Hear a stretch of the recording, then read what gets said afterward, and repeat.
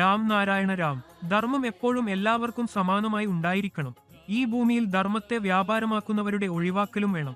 ചിലർ ധർമ്മത്തെ ഒരു വ്യവസായമായി കാണുന്നു. അവരുടെ തിരിച്ചറിയലും ശരിയായ ശിക്ഷയും ഞങ്ങൾ നൽകേണ്ടതുണ്ട്. ധർമ്മം ഒരു വസ്തു സംബന്ധമായ വസ്തുവാണ്, അതും വാസ്തു അതിന്റെ ആസ്തിത്വമാണ്. ധർമ്മത്തെ ഞങ്ങൾക്ക് നമ്മുടെ ധനം, മനസ്സും ശരീരവും ചേർന്ന് മനസ്സിലാക്കേണ്ടതുണ്ട്.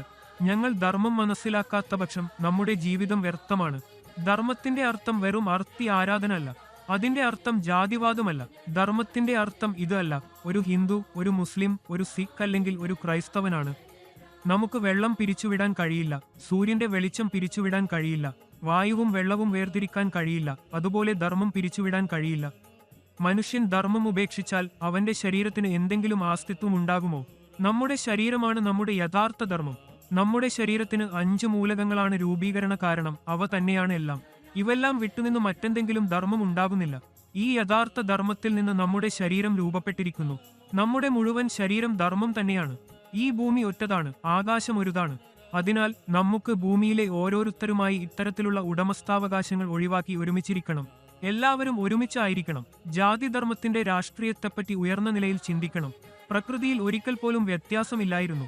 ഭൂമിയിൽ ഏകദേശം 800 കോടി ആളുകളെല്ലാം പഞ്ചഭൂതങ്ങൾ കൊണ്ട് നിർമ്മിതമാണ്. ഈ പഞ്ചഭൂതങ്ങളിൽ നിന്നാണ് നമ്മൾ ഊർജ്ജവും വിവേകവും ലഭിക്കുന്നത്. ഈ വിവേകം തന്നെയാണ് നമ്മളെ ജീവിതത്തിന്റെ യഥാർത്ഥ അർത്ഥം മനസ്സിലാക്കാൻ സഹായിക്കുന്നത്. സൃഷ്ടി മുതൽ മനുഷ്യന് ശരീരം, ബോധം, ചിന്ത, ബുദ്ധി, വിവേകം, ജ്ഞാനം ലഭിച്ചു. ധർമ്മം ഒരു വ്യക്തിയുടെ വ്യക്തിഗത അവകാശവും അല്ലെങ്കിൽ സമ്പത്തുമല്ല. ധർമ്മം എല്ലാവർക്കും സമാനമാണ്. ധർമ്മവും രാഷ്ട്രീയവും ഒരേ നാണയത്തിന്റെ 2 വശങ്ങളാണ്. ധർമ്മം, രാഷ്ട്രീയങ്ങൾ അല്ലെങ്കിൽ ഇരുവശങ്ങൾ ഒരു കോണും നീക്കം ചെയ്യുമെങ്കിൽ അത് ഉപ്പില്ലാത്ത വിഭവമാകും.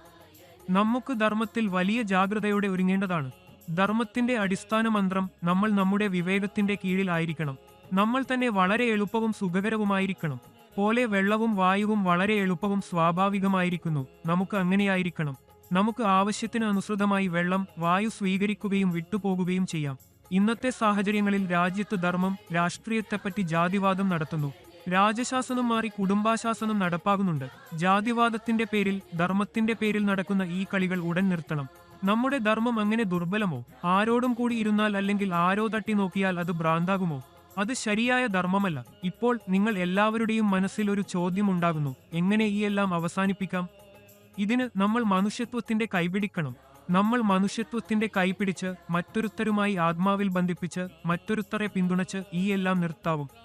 രാം നാരായണ രാം വഴി സമാജത്തിൽ വ്യാപിച്ചിരിക്കുന്ന നിരാശാപൂർണമായ ഊർജം എന്നും ഇല്ലാതാക്കാനായി ശ്രമങ്ങൾ നടക്കുന്നുണ്ട്. ഇതിലൂടെ സമാജത്തിൽ ഇരുട്ട് മാറുകയും ജാഗ്രതയുടെ വെളിച്ചം വ്യാപിക്കുകയും ചെയ്യും. രാം നാരായണ രാം ഉപയോഗിച്ച് ആളുകളുടെ ജീവിതം വിജയകരമായിരിക്കുന്നു. അവർ തുടർന്നും വിജയത്തിന്റെ വഴി തുടരുകയാണ്. അതിനാൽ രാം നാരായണ രാം ജപം തുടരുക. പ്രവൃത്തി: ധർമ്മത്തെക്കുറിച്ചുള്ള ആശങ്കകൾ ഒഴിവാക്കുക.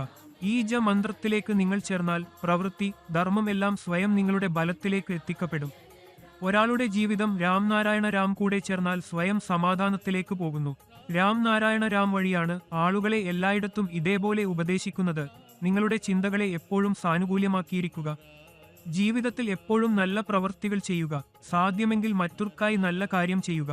രാം നാരായണ രാം വഴി സമാജത്തിൽ വ്യാപിച്ചിരിക്കുന്ന നിരാശാപൂർണമായ ഊർജം എപ്പോഴും ഇല്ലാതാക്കാനായി ശ്രമം തുടരുന്നു.